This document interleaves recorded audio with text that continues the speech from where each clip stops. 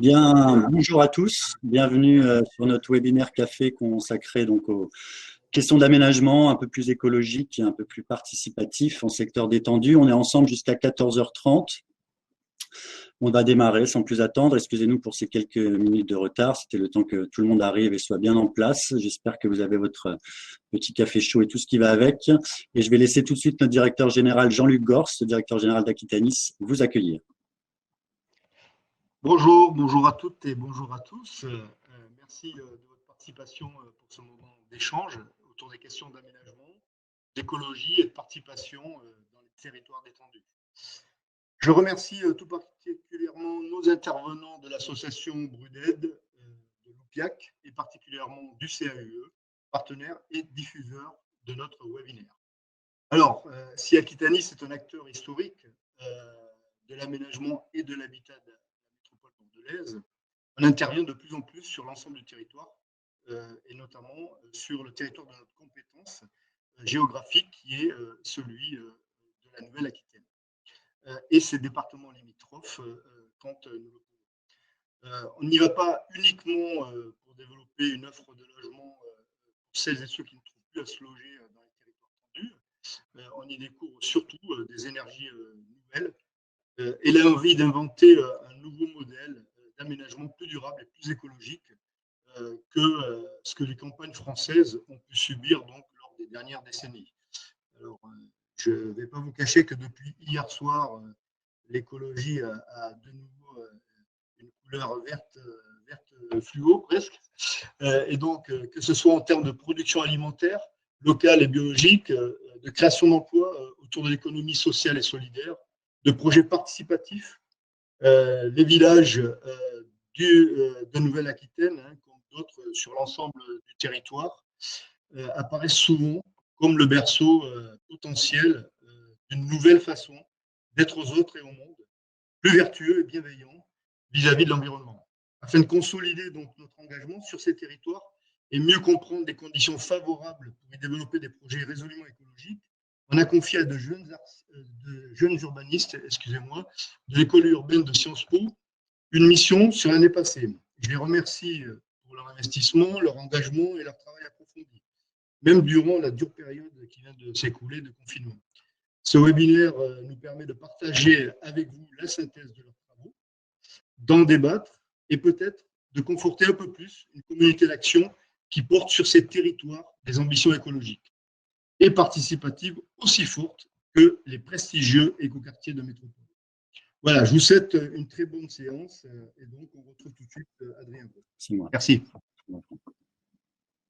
Bien, merci Jean-Luc. Donc, nous sommes ensemble pendant une petite heure. On va dans un premier temps écouter la synthèse du travaux des étudiants pendant une vingtaine de minutes. Et puis, on accueillera ensuite Élodie Vouillon, qui est directrice du CAUE de la Gironde, qui, je crois, s'exprimera d'ailleurs au nom de l'ensemble des CAUE.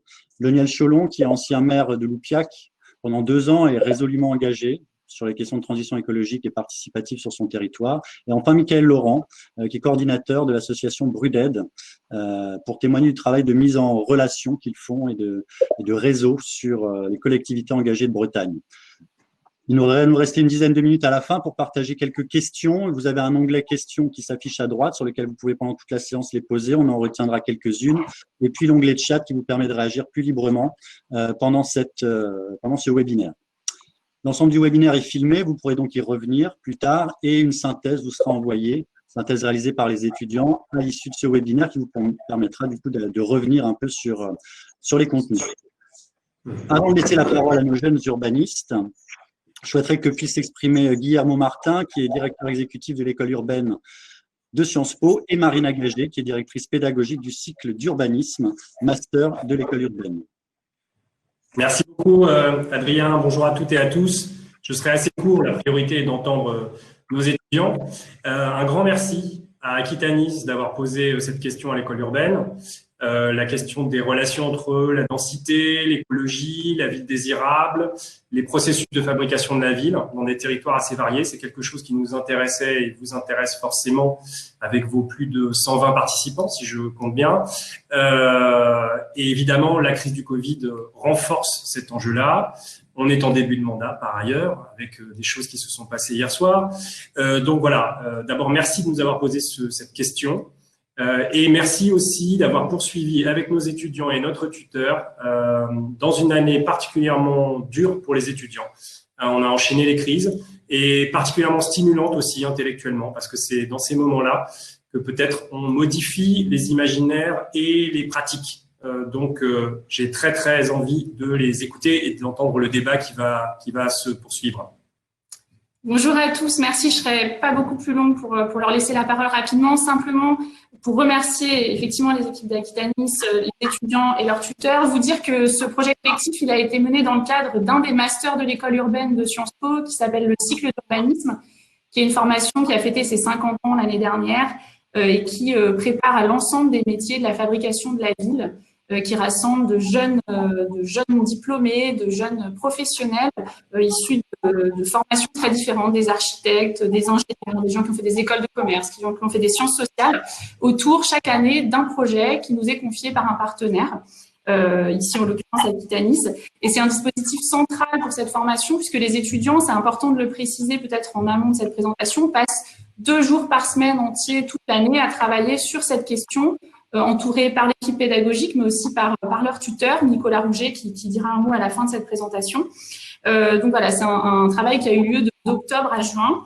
Et je me permets de dire un mot également de ce dispositif qui va se poursuivre l'année prochaine, puisque chaque année, on fait des projets collectifs à l'école urbaine.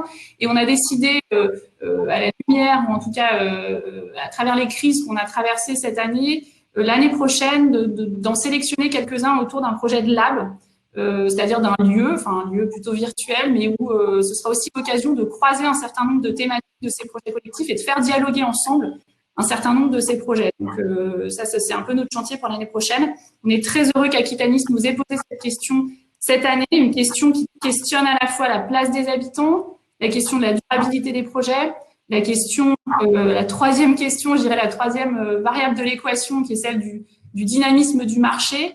Et effectivement, c'était une équation complexe, je pense, à laquelle ont essayé de répondre les étudiants, et c'est ce qui nous intéressait. C'était pas de prendre ces sujets séparément, mais bien essayer de voir s'il y avait un lieu de rencontre. Et pour nous, ça questionne vraiment la place, les dispositifs, les outils, la place des aménageurs traditionnels. Et donc, on est vraiment très heureux d'avoir pu contribuer à notre échelle à cette réflexion, et c'est grâce aux étudiants. Je leur laisse la parole très rapidement. Merci beaucoup à tous. Merci Marina, merci Guillermo. J'en profite pour vous remercier de la qualité de votre encadrement, effectivement. Je rappelle donc, si vous avez des questions, n'hésitez pas à les poser le long de la séance. On les récupérera à la fin. N'attendez pas la fin, on aura du mal à les traiter sinon.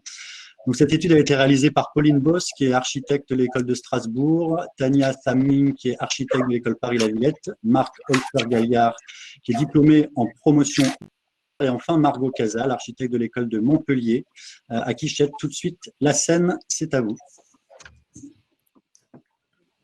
Bonjour à toutes et à tous. Alors là, on va partager notre écran, puisque nous avons un support sur lequel nous allons nous appuyer. Donc, tout d'abord, en attendant, merci beaucoup à Aquitanis d'avoir organisé ce webinaire. C'est avec beaucoup de joie et d'enthousiasme qu'on vient partager aujourd'hui ces conclusions du travail collectif sur lequel nous avons travaillé pendant ces 10 derniers mois. J'attends confirmation que tout le monde voit bien le support de présentation. Juste une petite seconde. Ah, voilà, c'est les petits aléas du direct. Bon, en attendant qu'ils se partagent.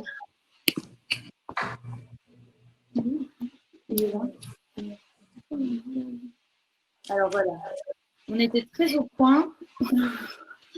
On ne l'est plus.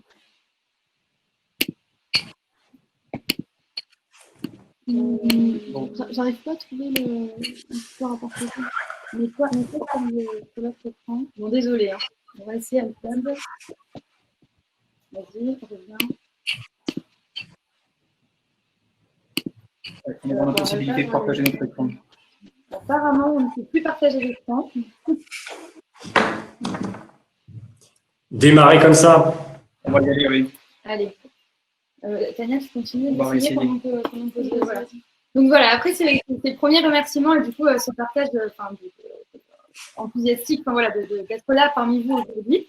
On voulait d'abord commencer à introduire cette présentation en vous présentant du coup en vous expliquant que notre intérêt commun de réfléchir et d'apprendre en fait de cette thématique proposée aujourd'hui était aussi celui de contribuer à sa diffusion et notamment sur la nécessité de prendre pleinement conscience des enjeux et des difficultés opérationnelles pour mener à bien un projet écologique ambitieux, ce que nous avons constaté tout au long de l'étude. Bon, il est vrai qu'aujourd'hui, on se rend bien tous compte que l'écologie, elle ne manque plus de visibilité dans toutes les sphères de notre vie quotidienne, mais reste encore assez diluée, voire inexistante, pour employer des mots forts, dans les logiques d'action de production urbaine. Nous avons compris que dès le début, décrypter un projet d'aménagement était déjà complexe et utiliser un projet écologique revient à résoudre, pour reprendre le terme de Marina Gagé, une équation encore plus complexe avec des stratégies et des conditions favorables à l'émergence de ce type de projet. Alors aujourd'hui, nous allons présenter certains points clés de notre étude qui ont constitué donc du coup la trame du webinaire et la trame de notre réflexion proposée par Aquitanis. On voit là du coup? Oui, c'est pas. Allez, super. Donc, tout d'abord, on commence avec un constat. Aujourd'hui, on a certains architectes ou constructeurs qui se demandent s'il faut encore construire. On voit que, alors que la production de béton prête à l'emploi, une espèce de rentrée appuyant donc sa position hégémonique au sein du monde de la construction et de l'aménagement. En parallèle, on a trouvé que 12% supplémentaires de terres sont encore artificialisées en Nouvelle-Aquitaine en 2017, alors que 71% de la production de maisons, de logements, reste de la maison individuelle, ce qui participe inexorablement à l'étalement urbain et au grignotage de terres agricoles. Donc, ce phénomène, il est particulièrement vrai justement dans le périurbain, où les terres paraissent encore libres, car non bâties, et l'ingénierie présente effective des territoires ne permet pas toujours de lutter contre ces pratiques. Et au regard de ces chiffres clés, on constate que l'urbanisme est à l'action, ou moins à notre échelle en tant que jeunes urbanistes en herbe, à la réflexion. Donc, sur la slide d'après, on peut voir que notre mission a été de comprendre l'existence d'un marché écologique et participatif en secteur d'étendue urbain, tout cela sur des projets exemplaires. Donc, on peut juste passer à la slide suivante, s'il vous plaît. Bon, voilà, c'est pas grave. Notre volonté a été d'avoir en fait une approche, pour vous expliquer comment on a agi, notre volonté a été d'avoir une approche assez large et systémique en équilibrant notre temps de travail entre des recherches de terrain. On est allé à la rencontre d'acteurs, de maîtrise d'ouvrage, de maîtrise d'œuvre, des institutions aussi. On a fait aussi des recherches théoriques couplées avec un diagnostic territorial pour deux raisons. D'une part, mettre en relation les jeux d'acteurs, sujet de prédilection qui nous intéressait, et les dynamiques territoriales actuelles. Et d'autre part, on voulait aussi définir clairement les termes utilisés pour les utiliser correctement. Donc, écologie, périurbain, marché d'étendue, participation, c'est vrai que ce sont des mots écrans aux multiples définitions et qui suscitent souvent des débats, comme on a pu le constater. L'établissement d'un périmètre d'étude nous a permis d'ancrer notre propos et de préciser une définition concrète de ces termes. Donc, nous sommes appuyés sur 3 villes de projets pilotes où Aquitanis en fait réfléchit, Loupiac-Targon dans le sud Gironde, comme on peut voir sur la carte, et Montagrier en Dordogne. Mais on s'est aussi appuyé sur des projets de benchmark en France et particulièrement en Nouvelle-Aquitaine, comme nous pourrons le voir. Cela nous a permis de questionner la pertinence et le risque en fait, d'un aménageur de se positionner sur des territoires périurbains ruraux au regard de leur croissance, des dynamiques de marché, des besoins territoriaux, tout en répondant aux questions suivantes que nous allons aborder. Donc, la première question à laquelle on va répondre, c'est qu'est-ce que la solution écologique pour l'aménagement urbain dans les territoires périurbains et ruraux en particulier? Et donc, pour comprendre ça, en fait, on a essayé de réfléchir à quelles sont les conditions pour un aménagement écologique. On a commencé par mieux définir l'écologie et par identifier le double dynamisme de transition écologique dans les secteurs urbains ruraux détendus. On a observé que la transition écologique, on a observé que la transition écologique, elle est d'une part portée par l'État, c'est-à-dire par l'État et les institutions qui l'intègrent donc directement dans l'aménagement, dans la réglementation et dans les documents de planification, donc, comme les schémas de cohérence territoriale ou les SRALET. Donc, ces acteurs institutionnels qui portent aujourd'hui de nouvelles ambitions, comme par exemple l'objectif zéro artificialisation nette des sols, qui est prévu pour 2030. Donc, bien que cet objectif n'ait pas encore été inscrit dans la loi aujourd'hui, les aménageurs et plus largement les acteurs de la fabrication de la ville doivent vraiment le garder à l'esprit à moyen terme. Est-ce que vous pouvez passer à la slide suivante, s'il vous plaît? Donc du coup, c'est un mouvement qui est aussi porté par le bas, c'est-à-dire par des réseaux citoyens multiples qui vont mettre en avant une envie de retour à la terre et au local ou un besoin de nature. Et donc la transition écologique, elle va se déployer dans les territoires périurbains et ruraux qui, du coup, appellent à d'autres modes d'intervention que ceux des milieux urbains. Donc, face au lotissement pavillonnaire qui est monofonctionnel, qui est massif, qui est aussi uniforme dans le périurbain, il y a des mouvements locaux et puis des acteurs.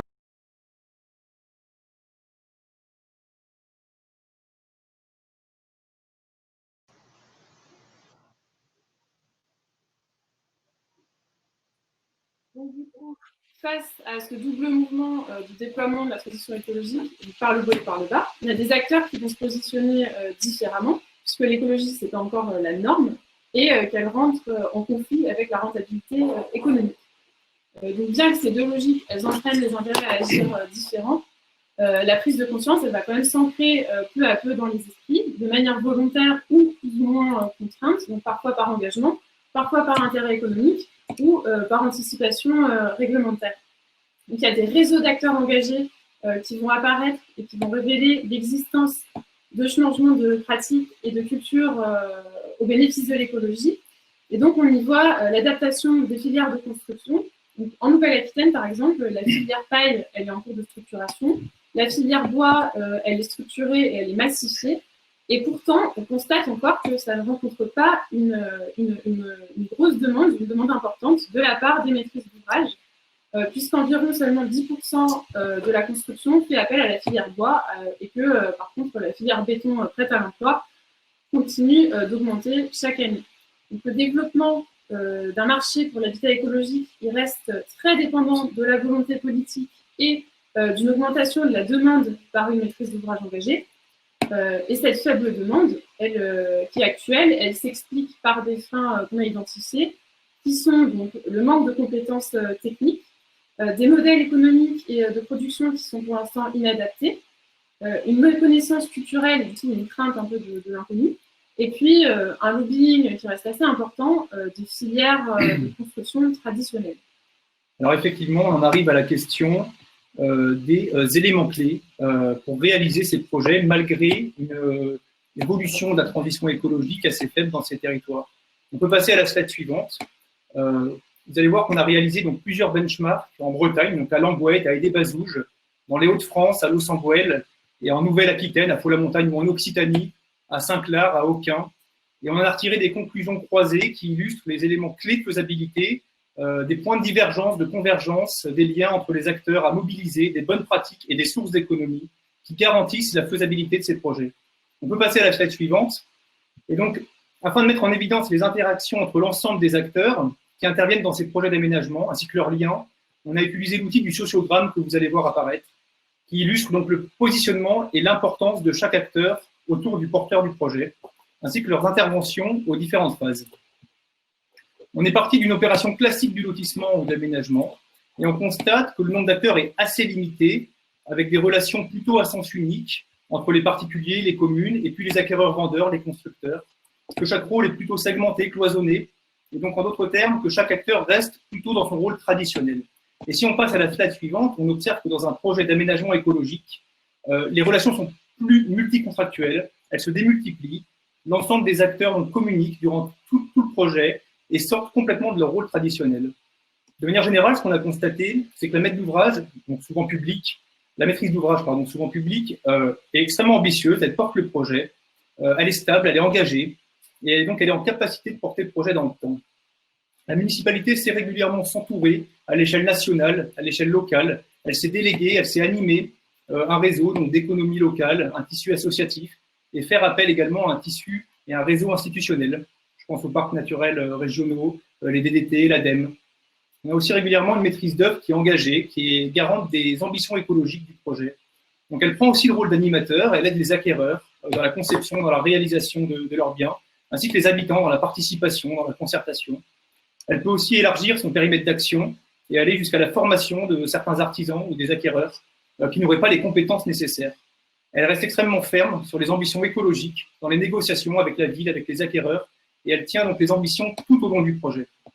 Et enfin, un trait particulier qu'on a constaté dans nos benchmarks, c'est qu'il y avait régulièrement aussi un tissu associatif qui préexistait au projet. C'est un tissu qui est structuré, qui constitue une véritable force vive et qui joue parfois le rôle de commercialisateur, de financeur, de constructeur. Il peut aussi garantir la gestion immobilière ensuite de l'aménagement. Et donc ici, être force de proposition dans les formes urbaines, dans le choix des matériaux et l'inscription du projet dans son cadre territorial.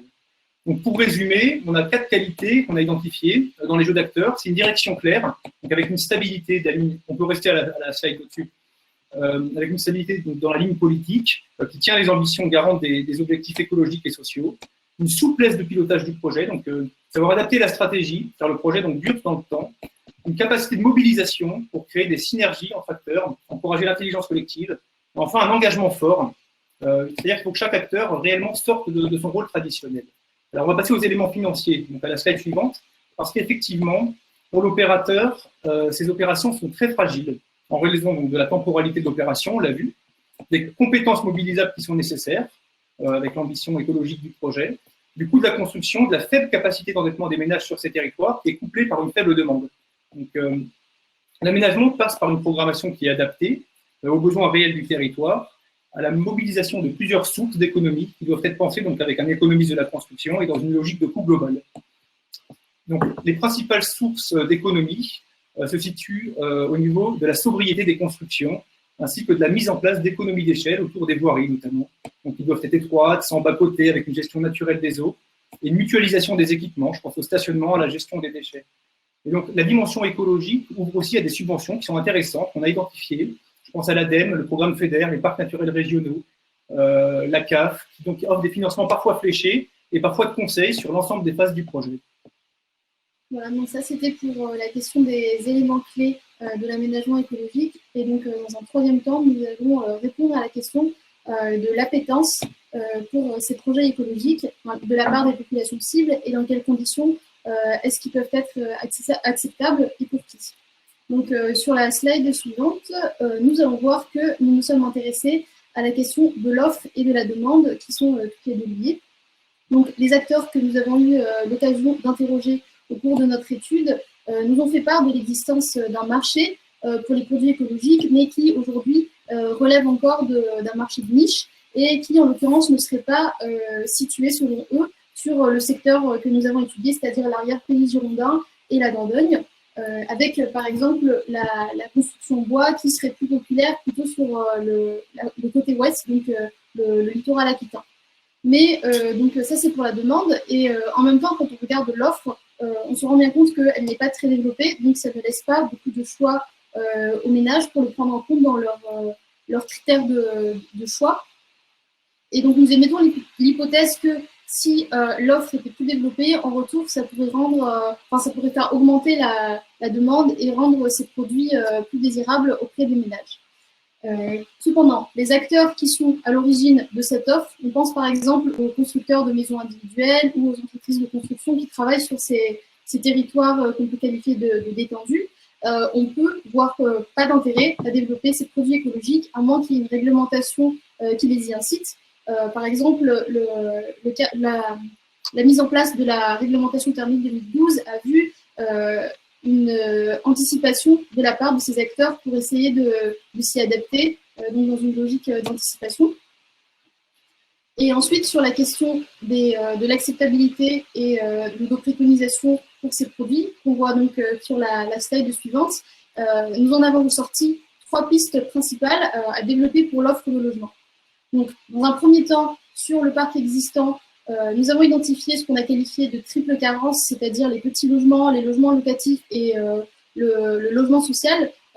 Donc ces 3 typologies sont peu présentes sur ces territoires périurbains et ruraux. Dans un deuxième temps, le lot à bâtir qui continue donc d'être nécessaire pour l'accession sociale, mais sur l'accession libre, pardon, mais qui permet également d'équilibrer les opérations. Et enfin, dans un troisième temps, un intérêt pour ce qu'on a qualifié d'écologie abordable, donc des solutions pour les mettre à la portée du budget des ménages, par exemple en misant sur l'accession sociale ou encore sur des produits atypiques, par exemple sur le prêt-à-finir, mais à la condition que le prêt-à-finir soit bien sécurisé en amont par l'aménageur et accompagné éventuellement pour les acquéreurs réticents, ou encore développer du logement évolutif qui est un argument commercial intéressant. Et de manière générale, on peut dire que un des points névralgiques de ces projets auprès des populations cibles, c'est la question de leur communication. C'est-à-dire qu'on se situe ici sur des territoires qui sont généralement moins médiatisés, moins connus que les grandes villes, que les secteurs plus tendus. Et donc, nous pensons que l'opérateur doit être en capacité d'établir, de mettre en place une stratégie de communication qui serait plus large afin de faire connaître ces projets au-delà des limites de la commune, notamment si l'objectif est d'attirer de nouvelles populations. Alors maintenant, on peut passer à la slide d'après. Et ces 3 phases de questionnement, elles nous ont permis de tirer un constat plus général sur les enjeux du périurbain. Donc, comme on peut le voir en fait dans ce tableau récapitulatif, on constate un grand nombre de faiblesses compensées toutefois par de multiples opportunités. Des opportunités différentes de celles métropolitaines, mais avec des éléments clés caractéristiques de ce type de territoire dont les futurs acteurs doivent, à notre sens, se saisir. Par exemple, la relation privilégiée et la mobilisation simplifiée entre les parties prenantes, les enjeux de l'étalement urbain ou encore la flexibilité du pilotage de projets. Donc cela est révélateur d'une dynamique favorable à la possible transition du périurbain. Bien qu'il continue d'agréger des maisons individuelles et que ce soit le signe d'une offre et d'une demande encore assez traditionnelle, le périurbain nous semble être en capacité, sur le moyen terme et selon les situations bien évidemment, d'intégrer une réflexion plus poussée sur l'aménagement en intégrant une dimension sociale. Donc la slide d'après nous permet en fait de conclure, car sur la faisabilité de ces projets d'aménagement, qui est conditionnée à notre sens par un terreau fertile, préexistant, nous l'avons appelé comme ça, car soumis au temps long et à un équilibre économique fragile. Nos 4 points majeurs viennent résumer les conditions nécessaires à l'établissement d'un projet d'aménagement écologique. Le premier est contextuel, c'est-à-dire les dynamiques du territoire donc, sont la base de toute prospection, à notre sens. Une faible croissance ou une accroissance peuvent se révéler suffisantes, mais doivent être complétées par une structuration urbaine forte, soit existante ou en cours, et une localisation géographique qui donne sens à un projet de territoire aux échelons supérieurs. Aujourd'hui, c'est vrai que nous n'avons plus le choix que de penser toute intervention avec l'existant. Le deuxième point est plus d'ordre social et économique. Le projet doit répondre évidemment à un besoin réel, à une réalité économique. Le troisième point est d'ordre politique. L'ambition de ce type d'intervention doit être portée par une ligne politique stable et engagée forte, sur le long terme, comme nous l'a décrit Marc, et qui permettent en fait le maintien de l'ambition écologique du projet. Et dans un dernier temps, de manière plus générale, on va dire que c'est une dimension opérationnelle.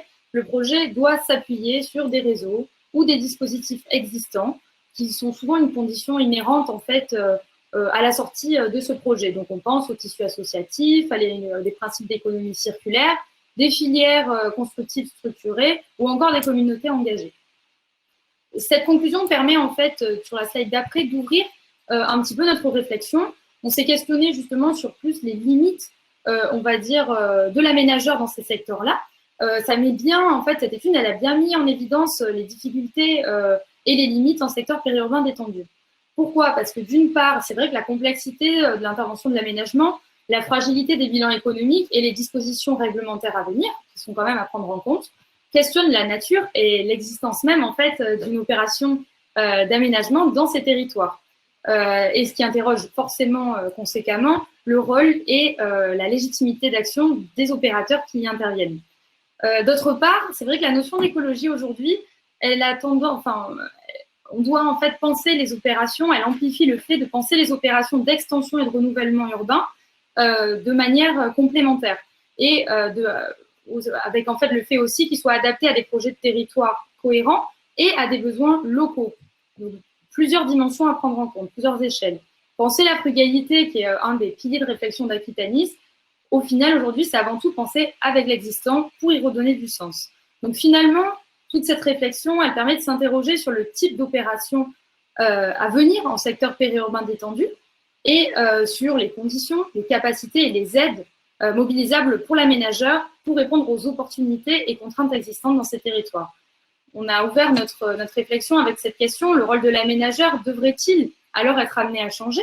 Et comment pourrait-il se saisir de l'ingénierie de ces territoires? Donc, on a eu des pistes d'action ont été développées dans le rapport plus complet et dans la plaquette en fait qui est diffusable en open source dès aujourd'hui. En attendant, si vous avez d'autres questions, on vous remercie pour votre écoute. On remercie toutes les personnes avec qui que nous avons contactées et qui ont permis vraiment d'enrichir tant nos connaissances que cette étude. Voilà. Merci beaucoup. Et on passe la parole à d'autres personnes. Bien, merci beaucoup pour cette restitution éclairante. Merci pour l'exercice aussi, bravo. Juste avant de passer la parole à Nicolas Rouget qui vous a accompagné, une petite question qui est venue et ça peut être important de revenir sur cette précision sur le terme de territoire détendu, de pouvoir peut-être le repréciser en conclusion de votre travail. Alors, c'est vrai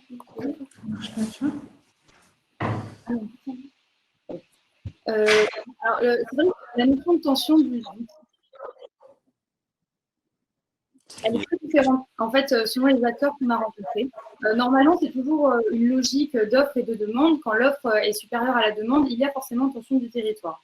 On l'a nuancé parce que nous, il était important aussi d'avoir une approche en fait territoriale localisée pour définir cette tension. C'est-à-dire que du coup, on a mis en place des outils méthodologiques qui nous ont permis de définir d'une part la croissance ou la décroissance en fait du territoire, le risque du marché par rapport en fait à son évolution du marché bien entendu immobilier et foncier, mais aussi dans un troisième temps les besoins en fait en logement du territoire. Ces 3 points nous ont permis en fait de donner une approche un peu plus complémentaire de qu'est-ce que la notion de territoire détendu pour conclure que dans ces territoires-là, le marché immobilier, donc dans ces territoires-là, par exemple l'Opiac, Targon, Montagrier, c'est vrai que le marché se régule de par lui-même et qu'on ne peut pas à proprement parler de tension du territoire, de tension du marché dans ces territoires-là.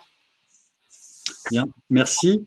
Nicolas, tu as accompagné les étudiants. Bonjour, tu es directeur de l'agence Une autre ville et tu as été tuteur des étudiants, donc tu les as accompagnés toute l'année. Peut-être tu voudrais réagir et dire quelques mots avant d'accueillir nos intervenants. Oui, bonjour à tous. Merci Adrien. Donc un tout petit mot rapide déjà de remerciement, ça a déjà été dit moins de 20 fois pour remercier Tant pis Nicolas, écoute, si on arrive à te refaire monter sur scène tout à l'heure, ce sera avec plaisir. On va accueillir tout de suite du coup Élodie Bouillon qui est directrice du CAUE de la Gironde, qui va monter sur scène. CAUE et donc la Gironde qui souhaiterait aussi sans doute s'exprimer au nom de l'ensemble des CAUE qui œuvrent au quotidien sur des territoires pour qu'ils soient plus beaux, plus. Dans CAUE, il y a le E d'environnement. Bonjour Élodie, je te laisse réagir à ce que tu as pu entendre et apporter ton témoignage. Oui, bonjour à tous, bonjour Adrien.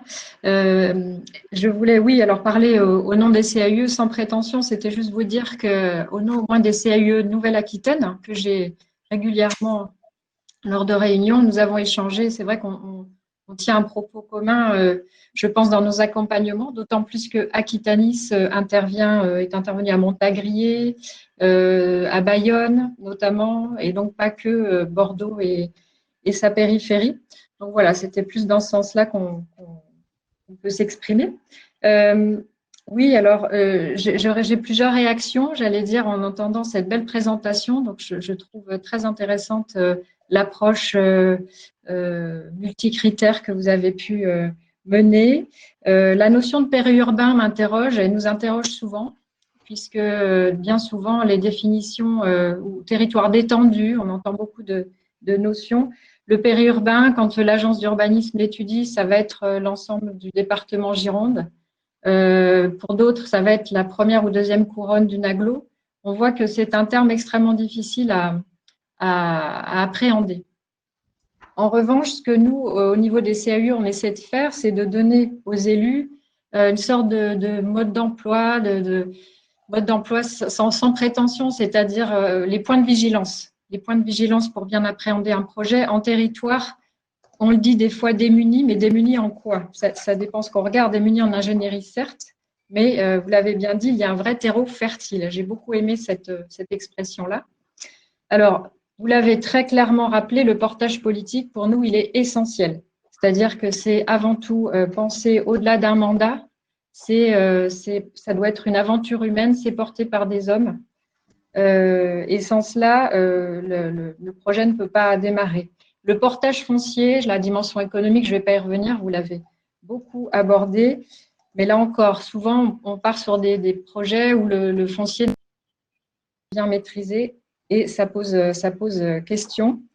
Ce qui nous semble important pour les CAUE, c'est d'inclure ce projet dans son territoire. C'est l'inclusion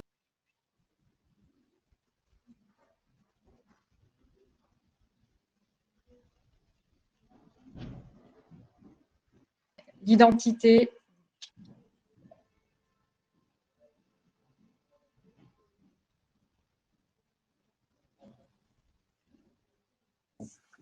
Bien. Est-ce que vous m'entendez? Oui, Élodie, la connexion est revenue. Elle a coupé quelques secondes. On était sur l'identité. Si tu nous entends et que tu as repris la main sur la plateforme, je te laisse poursuivre.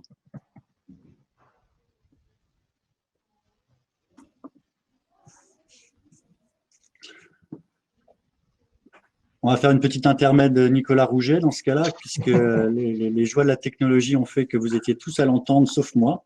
Donc, Nicolas, on va te redonner la pour faire ton intervention. Oui, je Élodie, crois que je suis revenue. Alors, je ne vous cache pas que ça fait 5 fois que je coupe depuis le début, avant de mon intervention. Donc, je vais essayer d'être… On va y arriver. Faites des signes. Si vous n'entendez plus, faites des grands signes de la main. Okay. Alors, on est arrêté à identité, Aurélie. Oui, voilà. L'idée, c'était de bien parler de son territoire, de son histoire, de son ancrage. Et c'est là que les CAUE essaient d'apporter en tout cas leur expertise. C'est qu'on s'inclut, on ne peut pas raisonner seul un projet juste dans un périmètre proche. Donc, nous, on va mettre en avant le fait de penser local en termes d'identité, de ressources, de matériaux. On fait appel donc à l'économie circulaire, j'y reviendrai. Voilà, donc ça, c'est important. Le 4e point que je souhaitais aborder, c'est la question de la méthode. Et je pense que Philippe Madec l'a très bien fait à Loupiac. Je pense que M. Cholon pourra en parler, mais prendre le temps du diagnostic, ça, c'est extrêmement important. Prendre le temps avant de se projeter en mode projet. Bien prendre le temps, s'associer avec les habitants, ça me semble aussi très important. Donc, on parle souvent de diagnostic en marchant. Je ne sais pas si vous entendez régulièrement ce terme, c'est-à-dire emmener les élus, emmener les habitants avec nous, regarder ensemble, apprendre à lire autrement ce qui nous entoure. Voilà, bien s'entourer, c'est aussi bien s'entourer en ingénierie. Alors, CAUE, il n'y a pas que le CAUE, nous, on est là, on essaie d'être un maximum présent, mais là encore, je vois qu'un bailleur comme Aquitanis, je trouve, se lance dans des projets intéressants et c'est bien s'entourer. Voilà, et puis bien communiquer, ça a été dit, on l'oublie. Hein. Nous, on a accompagné des projets d'éco-quartier, alors on dit éco-quartier en milieu rural, peu importe, éco-lotissement. Encore faut-il après le vendre. Et ça, on n'est pas toujours très à l'aise. Voilà, donc moi, ce que je voulais juste vous signaler, c'est un nouvel outil dont j'ai eu connaissance récemment qui s'appelle l'outil EQ, économie circulaire urbain. Et c'est mettre l'économie circulaire au cœur de l'espace public. Je peux vous envoyer le lien, si vous voulez, dans le chat, puisque je trouve… Alors, il est fait pour les territoires démunis, pour être utilisé en autonomie par les communes, les aménageurs. Et ça vous permet d'avoir une checklist, même voilà, une petite méthode pour être sûr de ne rien oublier. Et ça va aborder les notions de réemploi, de comment consommer responsable, comment éco-concevoir. Je vous ai à nouveau perdu? Non, ça va. Éco-concevoir, comment travailler sur l'allongement de la durée de la vie, du bâti, des matériaux, le foncier, les fonctions à mutualiser, etc. Franchement, très intéressant, mais encore peu connu. Voilà, je fais extrêmement court parce qu'on est nombreux à intervenir. Merci beaucoup, Élodie, pour ce témoignage et puis le tuyau donc, qui est apparu sur le chat. Je vais repasser du coup à l'aveugle la parole à Nicolas Rouget avant de continuer avec nos intervenants. On te laisse la parole, Nicolas. Je serai très bref. Je voulais juste remercier Aquitanis d'avoir en fait donné la possibilité aux étudiants d'explorer un sujet qui est encore assez peu labouré, pardon. Jean-Luc Gors l'a dit au début, il y a un tropisme métropolitain très fort dès qu'on parle d'aménagement écologique et participatif. On regarde tous les mêmes grands projets. Et je trouve que l'intérêt du travail qui a été fait et de la commande qui était derrière, c'est de mettre en lumière le fait que certains territoires dits détendus sont aussi très actifs dans le domaine de l'aménagement écologique et participatif et d'avoir étudié vraiment un peu finement les conditions spécifiques propres à ces territoires. Ce que je retiens, moi, à titre personnel, du travail de Marc, de Margot, de Pauline et de Tania, c'est que sans doute dans les secteurs détendus encore plus qu'ailleurs, un projet d'aménagement, en fait, doit être participatif pour être réellement écologique. Et je trouve que c'est notamment l'analyse du jeu d'acteurs est particulièrement intéressante. Les deux sujets sont en fait étroitement liés. Et également dans l'ouverture, dans la conclusion des étudiants, on voit aussi qu'un projet pour être réellement participatif et écologique, doit être un projet de territoire dans les secteurs détendus plus qu'ailleurs. Donc moi, c'est ce que je retiens de cette étude. J'en dis pas plus, un grand merci à eux. Et puis je fais un signe à Adrien pour qu'il reprenne la parole. Merci Nicolas. On va continuer du coup sans plus tarder avec Monsieur Cholon, maire de Loupiac, ancien maire de Loupiac, avec qui on a travaillé, avec beaucoup de connivence, avec beaucoup d'engagement aussi sur un développement maîtrisé du village, un développement écologique et participatif. Bonjour Lionel, je vous laisse la tribune pour réagir à ce qu'on vient d'entendre. Oui. Alors, je regrette, je m'excuse déjà pour le flou qui m'entoure, mais j'ai vu que sur une diapo des étudiants, Loupiac aussi, quand il y avait le petit plan, était aussi entouré de flou, ou c'était des nuages, je ne sais pas. Donc, c'est un peu raccord avec ce qui était dans la présentation. Donc, on fait partie de ce terreau fertile où des beaux projets peuvent émerger. Donc, je confirme que c'est possible et qu'il y a des possibilités en milieu rural ou semi-rural.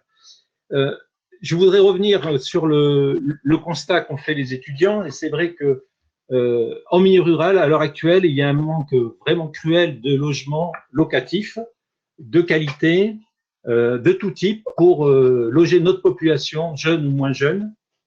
Et aujourd'hui, le marché privé, puisque c'est essentiellement, enfin, pour la plupart, c'est le marché privé qui s'occupe d'urbaniser nos villages, et le marché privé ne répond pas à cette problématique, puisque l'essentiel de la production, tout le monde le constate, se concentre sur des lotissements de maisons individuelles ou parfois des résidences avec investissement du type Robien.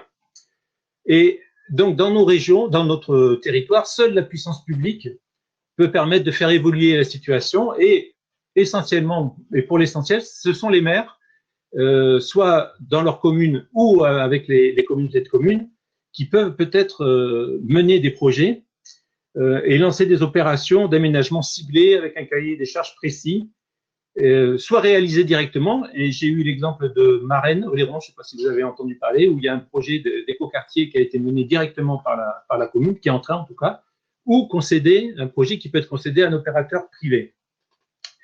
Et donc nous, c'est là-dessus qu'on a essayé de travailler avec Aquitanis, j'y reviendrai. Mais on peut quand même constater aussi que même si, on va dire, il y a un terreau fertile, rien ne se débloque vraiment, et que la situation reste un peu figée à ce niveau-là, et les projets, même les plus beaux, ont du mal à émerger.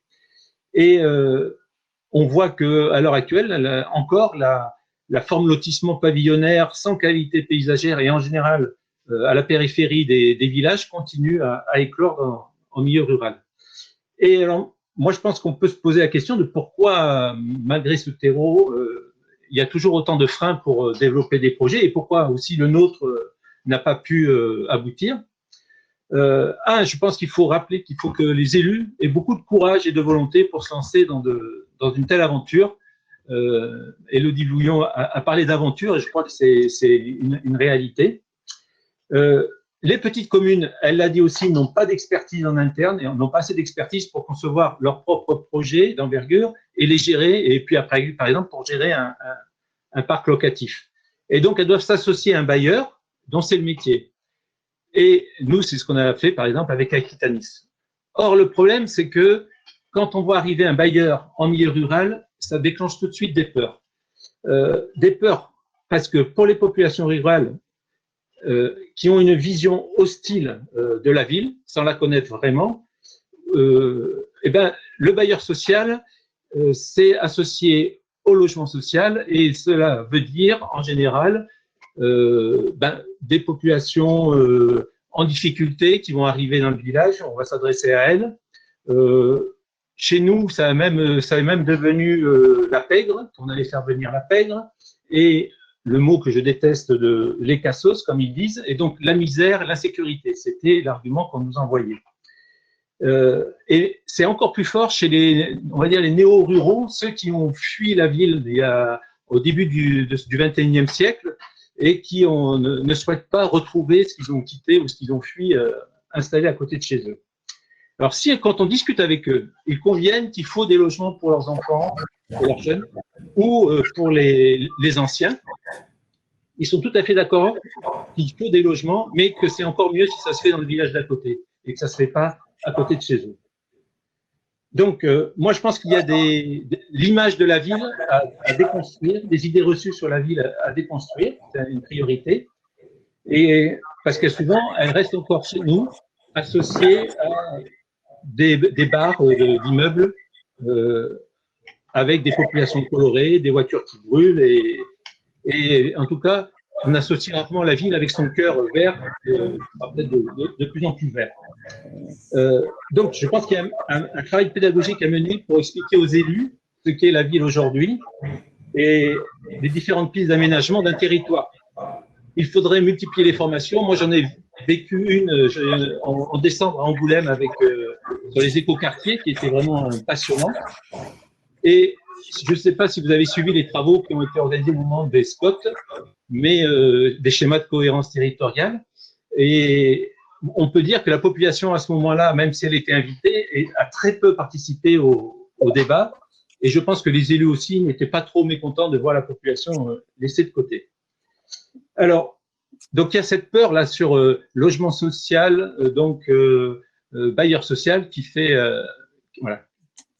est connoté, donc qui amène une difficulté quand on doit travailler avec eux en milieu rural.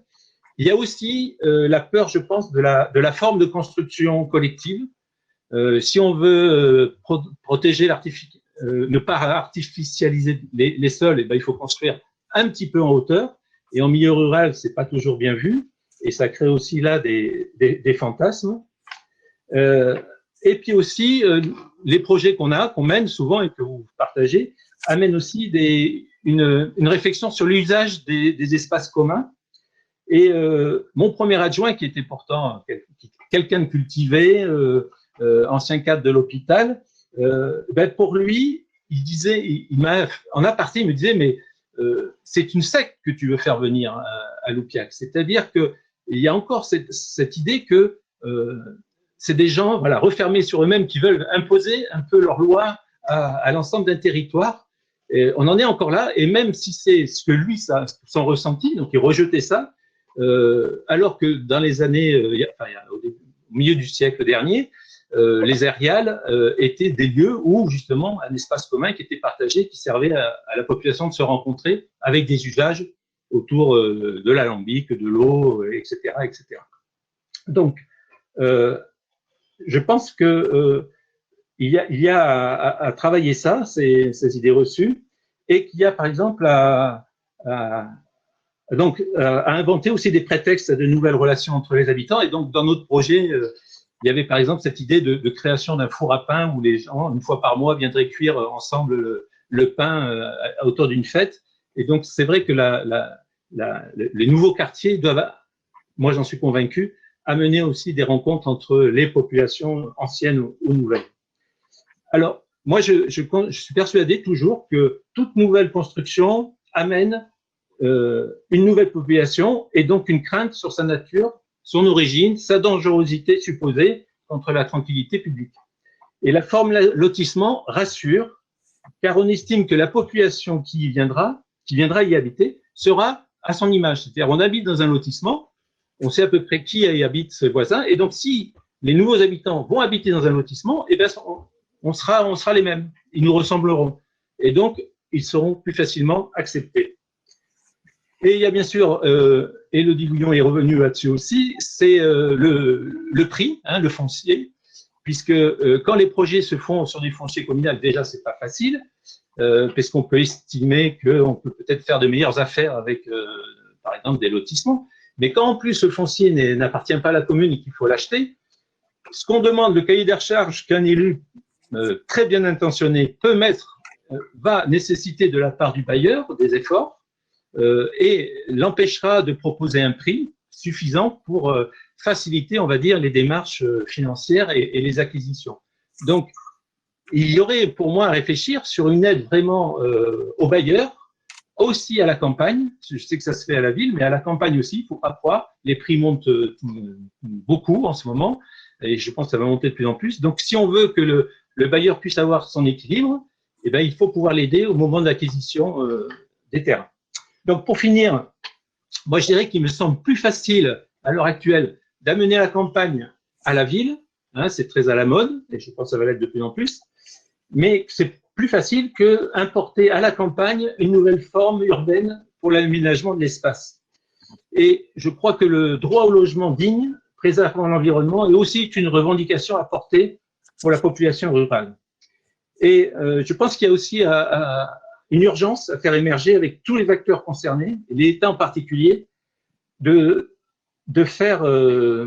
qu'on réussisse à produire des projets d'aménagement exemplaires qui donneront envie de les dupliquer. Puisque tant qu'un projet n'a pas existé, c'est difficile de montrer son intérêt et sa qualité et donner envie d'en réaliser ailleurs. Donc, je pense qu'il faut aider les élus volontaires. Donc, en tout cas, nous, avec l'appui d'Aquitanis, que je remercie encore vivement, nous étions sur le point de transformer une utopie en réalité après des années de travail. Et donc, sachez-le, 26 petites voix nous ont empêchés et on nous a empêchés de continuer, on stoppé le processus. C'est dommage, on le regrette, mais je pense qu'il faut aussi se servir de cette expérience pour permettre à que d'autres projets aussi beaux et aussi intéressants réussissent ailleurs. Et en tout cas, c'est le vœu que je fais et je remercie que des étudiants s'intéressent à notre milieu rural, à l'urbanisation du milieu rural, parce que ça montre que cette question-là est importante et que l'urbanisation, comme il a été dit tout à l'heure, ne doit pas uniquement être pensée pour les métropoles ou pour les villes. On a besoin d'architectes et d'urbanistes qui pensent pour nous, avec nous. Merci Lionel. Merci Lionel pour ce témoignage complet et puis d'avoir répondu en même temps à la question de Fabrice qui se demandait pourquoi finalement le projet de Loupiac n'avait pas pu être mené au bout. Rendez-vous dans 10 ans du coup, et on parlait justement des projets exemplaires et notre dernier intervenant vient de Bretagne, une terre qui a été explorée par les étudiants dans le cadre de l'étude. C'est Michael Laurent, merci pour votre présence. Vous êtes coordinateur à Bruded, un réseau de collectivités engagées, et à ce titre, ça nous semblait indispensable de vous entendre, de recueillir un peu de votre énergie aussi pour nos actions en Aquitaine. Bon, bonjour à tous. Déjà, félicitations pour le travail qui a été réalisé. On a eu l'occasion de beaucoup échangé avec les étudiants, les 4 étudiants, et j'ai très fortement apprécié le travail de monographie, d'espèce de carte mentale qui ont été fait opération par opération, notamment sur les opérations bretonnes. Et je pense que ça sera un outil utile aux participants de ce webinaire, puisqu'on y voit bien le rôle de chaque acteur entre la maîtrise d'ouvrage, les maîtrises de conception, les artisans, etc., les entreprises, les habitants, et voilà, un travail qui, à mon avis, est précieux. Je confirme et quelque part j'adopte les positions qui ont été abordées tant par la directrice du CAUE de la Gironde, avec qui on travaille très fortement en Bretagne, puisque nous avons 4 CAUE sur les 5 départements de la Bretagne historique, et puis avec le discours tenu le propos tenu par l'ancien maire du coup de Loupiac, qu'on retrouve, voilà, Monsieur Cholon, pour être breton, voilà, on pourrait avoir le même type de discours, de difficultés rencontrées, puis d'espoir aussi. Bruded, c'est un réseau qui aujourd'hui fait qui regroupe 180 communes et intercommunalités sur la Bretagne et la Loire-Atlantique. Et c'est un réseau qui, quelque part, prend peut-être un petit peu le contre-pied en milieu rural, tout va mal, on se lamente, il faut que les métropoles nous aident, etc. un réseau qui peut-être essaie de développer l'idée d'une identité rurale, d'une fierté rurale, en se disant qu'on a tout ce qu'on a à portée de main, enfin, tout ce qu'on veut à portée de main. Nous avons les matériaux pour construire, le bois, la paille, la terre, le chanvre, etc. Nous avons les ingénieries qui ont une capacité de faire en milieu rural. Nous avons les entreprises. Et donc, plutôt que de se plaindre, essayons de déjà faire avec ce qu'on a et de mettre tout ça en synergie. Et là, avec l'idée d'une vraie capacité de développement endogène en milieu rural, mais qui se fera aussi si à un moment donné aussi les villes comprennent la notion de co-développement entre milieu rural et milieu urbain, et non pas le milieu rural comme là où on va prendre l'eau, là où on relargue des déchets, là où on produit de l'énergie, etc., mais dans une vraie vision de co-développement. Bon. Sur les analyses qui ont pu être portées, évidemment, on fait les mêmes constats. La maîtrise du foncier, avec les débats que ça peut générer dans un conseil municipal. Sur la question de prix, déjà, on diligente, nous, l'idée d'une maîtrise du foncier extrêmement forte, c'est-à-dire le prix le plus bas possible, parce que de là va démarrer aussi la notion de commercialisation, la notion de justice sociale. Donc, la justice sociale, elle ne se fait pas à l'habitant, mais elle se fait elle se fait pas sur l'habitant avec qui on a acheté, au propriétaire à qui on a acheté, mais sur les acheteurs des terrains futurs. Et puis, la difficulté pour des élus entre le court terme et le long terme. Voilà. À court terme, on veut rénover l'école et en même temps, dans le même conseil municipal, on va débattre d'acheter un terrain qui servira peut-être dans 5, 10, 15 ou 20 ans. Ce n'est pas facile. Posture politique ou volonté politique, clairement, effectivement, s'il y a une volonté politique, s'il n'y a pas de volonté politique, les projets ne se feront pas. On a entendu la volonté du maire de Loupiac. Peut-être dire que cette volonté politique, ce n'est pas qu'un copier-coller de cahier des charges, comme des fois je vois trop souvent. Une volonté politique, c'est une culture commune d'un conseil municipal qui a un vrai projet commun et qui porte ce projet. Des fois, on a des cahiers des charges très bien faits en copier-coller, mais comme les élus ne le portent pas, dans le déroulé du projet, on n'aboutira pas. Pour moult raisons, on n'aboutira pas. Troisième point dont on n'a, à mon avis, pas assez parlé, c'est la question des maîtrises d'œuvre de conception. Alors, à la fois sur le choix du recrutement, les élus recrutent trop les maîtrises d'œuvre de conception sur une question de prix. Une maîtrise d'œuvre de conception, c'est aller entre 8 et 12% du prix d'un projet. Il faut donc plutôt mettre le prix pour qu'on leur laisse le temps d'innover, de rechercher, de penser les projets de demain. Et on a trop encore de collectivités qui recrutent l'équipe d'hommes de maîtrise de conception sur le prix le plus bas. Et je pense que c'est une erreur fondamentale dans le déroulé des projets. Et lorsque on choisit cette maîtrise d'œuvre de conception, on a besoin aussi de maîtrise, parce que tout, on dit oui, les élus, c'est vrai, mais j'ai vu des cahiers des charges très bien faits, des élus qui sont très compétents, qui portent une volonté politique très forte, et des maîtrises d'œuvre de conception qui mettent le projet à mal, voire à bas. Pourquoi? Parce qu'elles ne travaillent pas de manière systémique, parce qu'on a une juxtaposition d'experts qui apportent chacune leur spécialité les unes au-dessus des autres, sans vision globale, sans harmonie. Pour moi, quelque part, un projet urbain, c'est comme une pièce de musique où l'urbaniste serait le chef d'orchestre et que les bureaux d'études VRD, les sociologues, les paysagistes, etc., apporteraient les cuivres, les cordes, etc. Eh bien, donc, on a besoin d'avoir cette maîtrise d'œuvre de conception qui travaille en commun de manière systémique et qui, j'appelle, doit faire d'une pierre 15 coups en milieu rural. C'est-à-dire qu'il faut qu'une même solution soit à la fois peu coûteuse, faiblement d'imperméabilisation des sols, facile à l'usage, facile à l'entretien, faiblement énergivore, etc., etc., etc. Et c'est ça qu'on doit trouver comme solution. Et donc, à chaque fois, aujourd'hui, on a une multitude de personnes, d'intervenants qui vont faire des blocages. Oui, mais moi, j'ai pas assez parce que ça coûte trop cher, ou mais moi, ceci ou cela. Il faut que toutes ces personnes-là discutent ensemble pour trouver des solutions qui n'ont jamais été faites et qu'on arrête de sortir des solutions et des tableurs et des… Voilà. Le milieu rural doit complètement déstructurer quelque part les solutions urbaines qui lui sont proposées et trouver des vraies solutions en milieu rural. Voilà. Est-ce qu'on ne fait pas courir des réseaux plutôt que d'enfouir des réseaux? Est-ce qu'on ne les fait pas en aérien plutôt que de faire du paysage extrêmement, paysage presque exotique où on voit des plantes, du lilas et compagnie? Est-ce qu'on fait pas du paysage, on refait pas du paysage bocagé? Est-ce qu'en termes de voirie, on réduit pas les voiries de manière extrêmement forte de façon à surtout pas avoir le trottoir, la place de parking, la voiture, la piste cyclable, etc. Est-ce qu'on réussit pas à mélanger tout comme ça? Est-ce que le seul logement qu'on est capable de proposer, c'est du logement dur comme ça? Est-ce qu'on n'ouvre pas vers d'autres formes de logement? Je pense aux questions d'habitat léger, par exemple, pour le développement en milieu rural, qui me semble tout à fait intéressant et qu'il faut arrêter d'avoir des positions dogmatiques sur ces habitats. Donc, évidemment, voilà, on a besoin là aussi de créativité de ces maîtrises d'œuvre de conception. Puis, le dernier point que je voudrais aussi un petit peu développer, et très rapidement, c'est la dichotomie, quelque part, pour des élus, entre l'idée de développer un projet de vivre ensemble, quelque part, accueillir des nouveaux habitants, aménager un bourg pour le vivre ensemble, et la structuration en silos sur lesquels ils sont confrontés. Ils ont à la fois des silos d'expertise, de VRD, d'urbanistes, de sociologues, etc. Et ils ont aussi à côté d'eux, en parapublic ou en public, des silos d'expertise, énergie, eau, déchets, santé, biodiversité, etc., etc., formation, insertion, emploi, développement économique.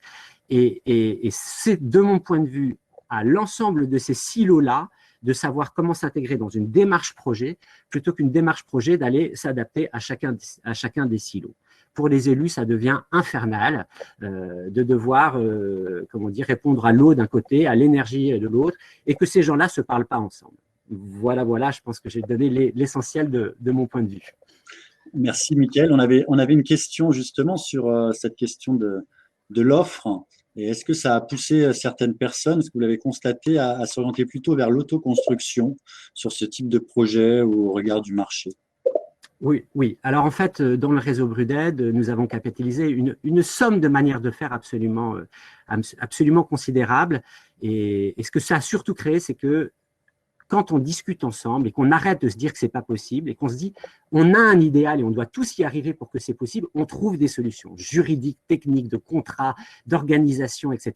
C'est des fois un peu borderline et heureusement qu'on a des acteurs pour nous aider, type CAUE, agence locale de l'énergie, tout ça, etc.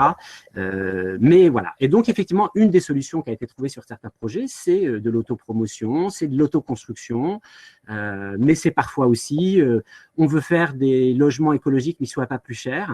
Eh bien, tiens, on fait une sorte d'appel à projet pour savoir s'il n'y a pas une sorte de consortium d'architectes et d'artisans du coin qui seraient prêts à proposer une maison qui réponde à cette demande, plutôt que de faire machine arrière sur la volonté politique. Alors ça, je pense que ça a été fait à Langouette ou à Pleyber-Christ en Finistère.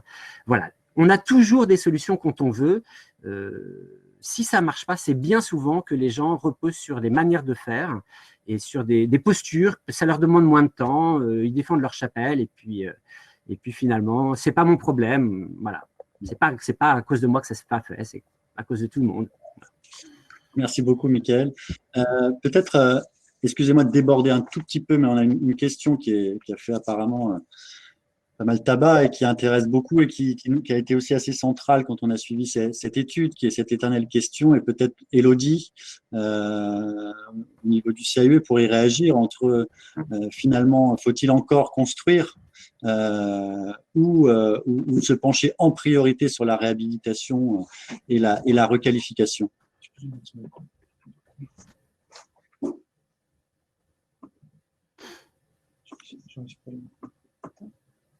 Attendez, Élodie, on va vous rallumer le son. Je sais pas.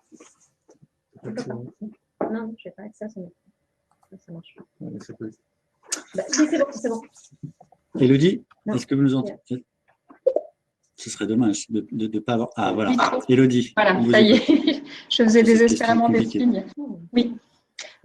Bah, c'est la question du moment qui est le zéro artificialisation nette, le ZAN, hein, on entend tous ces acronymes. Moi, je m'interroge beaucoup sur les excès. Là, c'est mon propos personnel. Hein, les excès c'est pas des modes, mais là, on s'engage sur. Alors, à une époque, c'était le tout voiture. Là, le zéro artificialisation. Bon, je pense qu'il faut quand même essayer de trouver un juste curseur.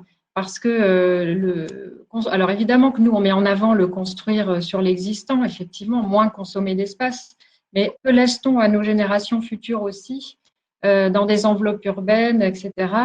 Donc, la question de la ville se propose. En milieu rural, je pense que ça se pose différemment. Aller dans des dents creuses, oui, compléter des espaces, mais là encore, quand on est dans des zones comme les Landes, les forêts landaises, la notion d'aérial, à un moment, la densification à outrance pose question. Donc, je pense que c'est un sujet extrêmement délicat, surtout quand que compte-t-on dans le zéro artificialisation? Est-ce qu'on prend quels espaces naturels et espaces verts appelle-t-on vraiment Voilà. Je pense que c'est très délicat de s'engager dans des dogmes. Oui, effectivement. Et puis même, on voit dans le mouvement de la frugalité, alors vous allez dire, il est porté par des architectes, donc c'est aussi leur façon de vivre, mais même les architectes les plus engagés sont assez d'accord tous pour dire qu'il faut continuer à construire, mais d'une manière effectivement radicalement différente. On arrive effectivement à la fin de notre webinaire café.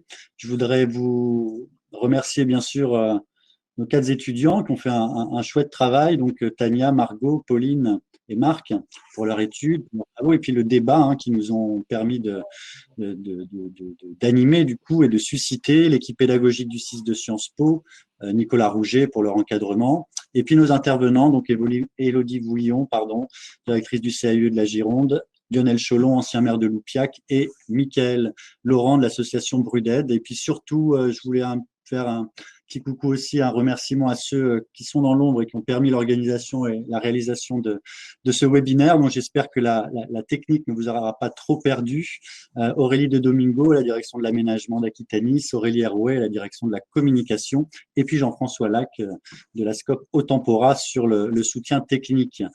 Merci à vous tous pour votre attention attentive, vos contributions aussi. Vous aurez le plaisir de consulter la synthèse donc, des travaux des étudiants dès la fin de ce webinaire et puis de le reconsulter au cours des prochains jours en vidéo si vous voulez revenir sur certaines interventions, les partager avec vos collègues, vos proches ou inviter ceux qui n'ont pas pu être là aujourd'hui effectivement à revenir sur certaines séquences. Je vous souhaite toute l'énergie, la sagacité nécessaire pour porter ensemble la transition écologique et participative sur nos territoires. Un très bon après-midi à tous et à très bientôt.